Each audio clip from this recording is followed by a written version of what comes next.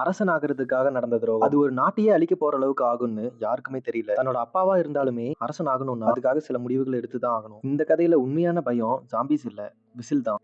யாராவது விசில் ஊதுனா சாதாரணமா இருக்கிற ஜாம்பீஸ் ராட்சச மிருகங்களா மாறிடும். கடவுள்னு கும்பிட்டு இருக்கிற குரங்கு திடீர்னு ஜாம்பியா மாறிடுது.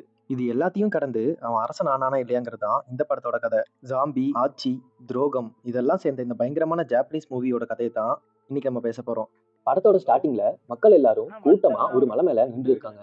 அங்கதான் நம்ம ஹீரோட என்ட்ரி. ஹீரோ அங்க இருக்க 3 காமெடி பீஸுங்க கிட்ட இங்க என்ன எல்லாரும் கூட்டமா நிக்கிறீங்கன்னு கேட்க, அதுக்கு அவனுங்க, ஏப்பா ஊருக்கு புதுசா, விஷயம் தெரியாம இப்படி எல்லாம் கேட்க கூடாது, இங்க எங்க தெய்வம் வரப்போகுது, அதை பார்த்து வணங்கி ஆசீர்வாதம் வாங்கத்தான் நாங்க இங்க வந்திருக்கோம்னு சொல்றான். அப்போ இடி மின்னலோட வான பிளக்கிற மாதிரி ஒரு சத்தம். தூரத்துல இருக்க கோவில் மேல 40 அடி உயரத்துல ஒரு மிகப்பெரிய ராட்சச சைஸ் வெள்ள கொரில்லா நிக்குது. அங்க இருந்த மக்கள் எல்லாரும் அதை பார்த்த சந்தோஷத்துல பக்தியோட கும்பிட ஆரம்பிக்கிறாங்க. ஆனா அந்த குரங்க பார்த்தா எங்கேயோ போய் அடிபட்டு உயிர் பிழைச்சு வந்த மாதிரி உடம்பெல்லாம் ஒரே காயம். அது மக்கள் முன்னாடி வந்த உடனே எல்லாரும் வெறி பிடிச்ச மிருகங்களா மாற ஆரம்பிக்கிறாங்க, ஜாம்பிஸ் மாதிரி. இதை பார்த்த ஹீரோ அவனோட வாளை எடுத்து பயங்கரமா சண்டை போட்டு மிருக மனிதர்களை எல்லாரையும் கொல்ல ஆரம்பிக்கிறான். அப்பதான் சடனா நம்ம ஹீரோயின் என்ட்ரி. பார்க்க சின்னதா இருந்தாலும் ஹீரோக்கு ஈக்குவலா பயங்கரமா சண்டை போடுறான். ஹீரோ மிருகமா மாறினவங்களை கொல்றான். ஆனா அவளோட படை வீரர்கள் கிட்ட அவங்கள உயிரோட பிடிக்க கட்டளிடுறான். இதனாலேயே இவங்க 2 பேருக்கும் செட் ஆகாது அப்படின்னு ஸ்டார்டிங்லயே தெரியுது. எப்படி இருந்தாலும் ஹீரோ வீசின கத்தி தான் ஹீரோயினோட முதுகு கிழிச்சிட்டு போய் அவளை தாக்க வந்த மிருகத்தை கொண்டு இவன் உயிரை காப்பாத்துது. மிருகமா மாறினவங்க ஒரு பக்கம் இருக்க, பெரிய சைஸ் ராட்சச குரங்கு ஒரு பக்கம் எல்லாரையும் பந்தாடிட்டு இருக்கு. அதனால 2 பேரும் ஒன்னா சேர்ந்து அந்த மிருகத்தை தாக்குறாங்க. அப்படியே கட் பண்ணா டைட்டில். பட் குரங்குக்கு என்னாச்சுன்னு காட்டல. இப்போ ஹீரோ அரண்மனைக்குள்ள இருக்கான். அவனை படைத்தளபதி மன்னரை பார்க்க கூட்டிட்டு போயிட்டு இருக்காரு. இதுக்கிடையில இளவரசர் இன்ட்ரோ. பல்லக்கு மேல கருப்பு ட்ரெஸ்ல ஒய்யாரமா வராரு. பட் ஹீரோக்கு அவர் மேல வீசுற வாசனை வித்தியாசமானதா தெரியுது. அதுக்கப்புறம் அங்கிருந்து கிளம்பி மன்னரை பார்க்க வராங்க.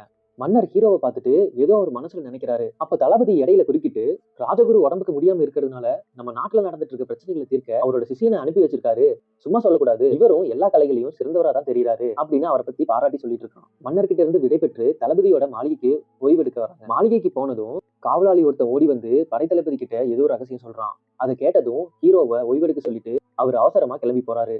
ஆனா அது என்ன விஷயம்னு சொல்லாமலே போறாரு. இப்ப ஹீரோ மாளிகைக்குள்ள ரத்தம் சிந்தி இருக்கிறத பாக்குறான். அதை ஃபாலோ பண்ணிட்டு மாளிகையோட பாத்ரூம்குள்ள போயிடுறான். அங்க பார்த்தா இவன் கூட ஸ்டார்டிங் சீன்ல சண்டை போட்ட அதே பொண்ணு. அவ யாருன்னு பார்த்தா படைத்தளபதியோட பொண்ணு. ஆல்ரெடி அவன் மேல கோவமா இருந்த ஹீரோயின் பாத்ரூம்குள்ள வந்த ஹீரோவை பார்த்துட்டு அவனை இன்னும் கேவலமானவன நினைக்கிறா. அப்ப கோவத்துல அவன் ஒரு குத்து மூஞ்சிலே விட்டுறா. அதுக்கப்புறம் தளபதி வந்து 2 பேரையும் சமாதானப்படுத்துறாரு. ஆனாலும் ஹீரோ மேல ஹீரோயினுக்கு சுத்தமா நம்பிக்கை வரல. அவன் தான் இந்த வேலையை பண்ணிருப்பானாட்டிருக்கு, அவன் தான் குரங்கு தெய்வத்தை ஏதோ பண்ணிருக்கான் அப்படின்னு நினைச்சிட்டு அவன் மேல ரொம்ப கோவமா இருக்கா. அதுக்கப்புறம் ஹீரோ அவளை கூட்டிட்டு பனி பிரதேசத்துல இருக்க பாதாள சிறைக்கு போறான்.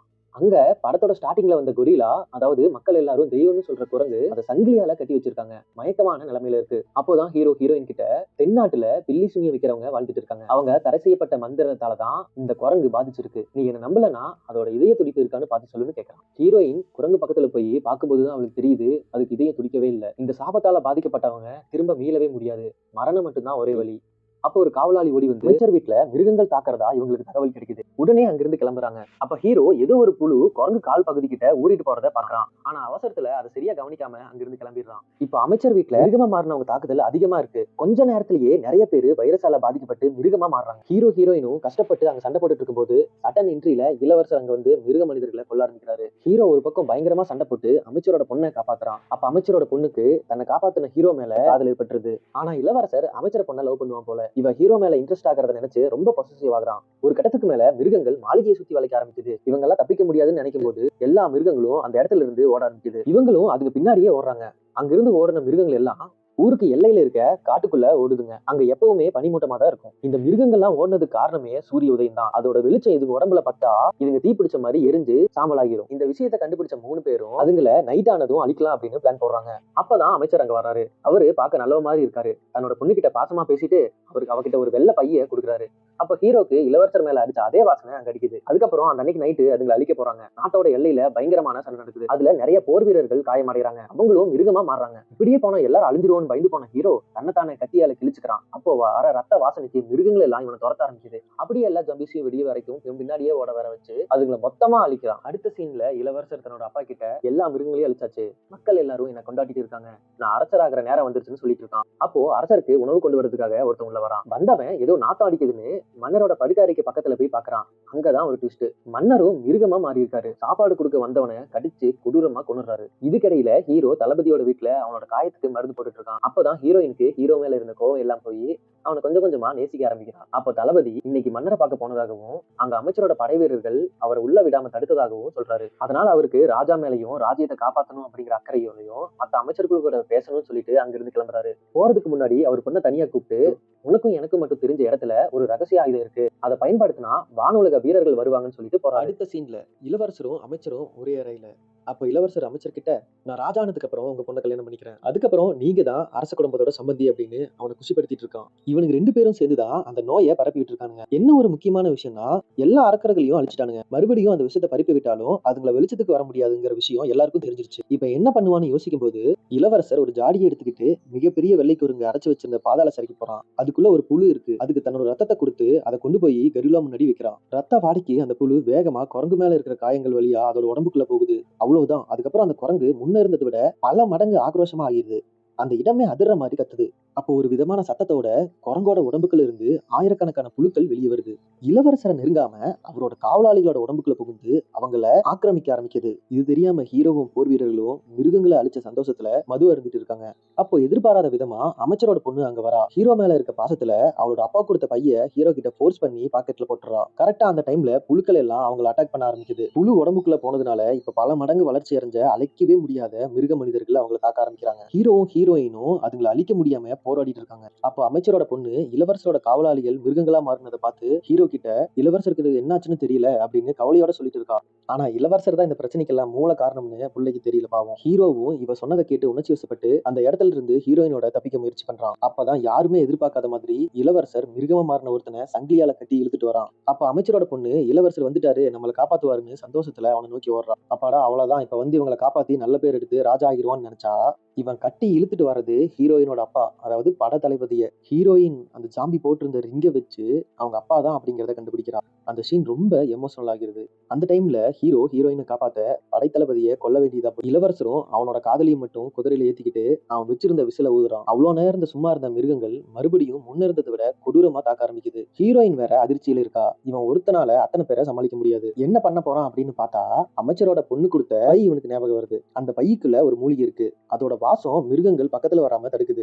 இளவரசர் ஃபர்ஸ்ட் படத்தோட ஸ்டார்டிங்ல இருந்தே இந்த மூலிகை பையை எப்பவுமே அவன் கூட வச்சிருந்திருப்பான். அதனாலதான் நிறைய சண்டைகள்ல அவன் தைரியமா சண்டை போட்டுருப்பான். அது மட்டும் இல்லாம அமைச்சரும் தன்னோட பொண்ணுக்கு ஆபத்து வரக்கூடாதுன்னு அந்த மூலிகையை பொண்ணுக்கு பையில போட்டு கொடுத்திருப்பான். ஹீரோ கொஞ்சம் புத்திசாலிங்கிறதுனால அதோட வாசனையை வச்சு இளவரசரோட ஃபர்ஸ்ட் மீட்டிங்லயே இந்த விஷயத்தை கண்டுபிடிச்சிருப்பான். இவங்க 2 பேரும் அந்த மூலிகையை வச்சு அங்கிருந்து தப்பிச்சு மிருகங்கள் ஒளிஞ்சிருக்க காட்டுப்பகுதிக்குள்ள போயிடுறாங்க. அப்புறம் அடுத்த சீன்ல அங்க இருக்க குகை வழியா 2 பேரும் நடந்து போயிட்டு இருக்காங்க. ரொம்ப தூரம் ஓடி வந்ததுனால ஹீரோயின் மயக்கமாகிறா.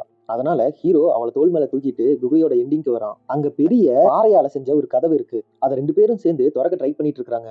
அப்போ வைரஸ பரப்புற புழுக்கள் இவங்களை தாக்குறதுக்காக வருது. அந்த இடம் மொத்தமும் லட்சக்கணக்கான புழுக்கள் இருக்கு. ஒரு வழியா 2 பேரும் சேர்ந்து கதவை நீக்கி உள்ள போயிட்டு புழுக்கள் கிட்ட இருந்து தப்பிக்கிறாங்க. இவங்க இருக்கிறது பழைய காலத்துல மருத்துவர்கள் பயன்படுத்துற இடம் மாதிரி இருக்கு. ஹீரோக்கு அந்த வைரஸ் தாக்கி இருக்கு. அவன் கொஞ்சம் கொஞ்சமா மிருகமா மாற ஆரம்பிக்கிறான். அப்ப அந்த அறைக்குள்ள இருந்த ஒரு பழங்கால உடை போட்டிருந்த பெண் எந்திரிச்சு ஹீரோ உடம்புக்குள் இருந்த புழுவை மூலிகையை வச்சு வெளியெடுக்கிறா. இவதான் தென்னாட்டுல பில்லி சுனிய வைக்கிறவங்களுக்கு எல்லாம் தலைவி. இளவரசர் தான் இவளை கடத்திட்டு வந்து இங்க அடைச்சு வச்சு இந்த வைரஸ் உருவாக்கிட்டு இருக்கான். அவங்களை சந்திச்சதுக்கு அப்புறம் தான் இவங்களுக்கு ஒரு உண்மை தெரியுது. அந்த புழுக்களை அழிக்கணும்னா அதோட தாய்ப்புழுவை அழிக்கணும். அந்த புழு இப்ப இருக்கிறது வெள்ள கொரில்லாக்குள்ள. அதை அழிக்கணும்னா இவங்க 2 பேரால முடியாது. என்ன பண்ணலாம் அப்படின்னு சொல்லி இவங்க 2 பேரும் யோசிச்சுட்டு இருக்கும்போது ஹீரோயினோட அப்பா சொன்ன ரகசிய ஆயுதமும் வானுலக வீரர்களும் இவளுக்கு ஞாபகம் வருது. இதுக்கிடையில இளவரசர் அமைச்சரை கூட்டிட்டு அரசனாக்கிறதுக்காக குரங்கு மலைக்கு போயிட்டு இருக்காரு. அவர் கூட ரத்த வெறி பிடிச்ச மிருக மனிதர்களும் புழுவால பாதிக்கப்பட்ட கொரில்லாவும் இருக்கு. இப்போ ஹீரோ ஹீரோயினும் அவங்க மாளிகைக்குள்ள இருக்கிற ரகசிய ஆயுதத்தை எடுக்கிறதுக்காக போறாங்க. அந்த இடத்துல ஆயுதம் இருக்குன்னு பார்த்தா அங்க ஒரு பெரிய ட்விஸ்ட். அதுக்குள்ள ஒரு சுவடு இருக்கு. அதுல 20 வருஷத்துக்கு முன்னாடி மன்னருக்கு பிறந்த முதல் குழந்தை அவங்க நாட்டுல வளர்க்க முடியாம பக்கத்துல இருக்க ஒரு ராஜகுரு கிட்ட கொடுத்திருக்காங்க.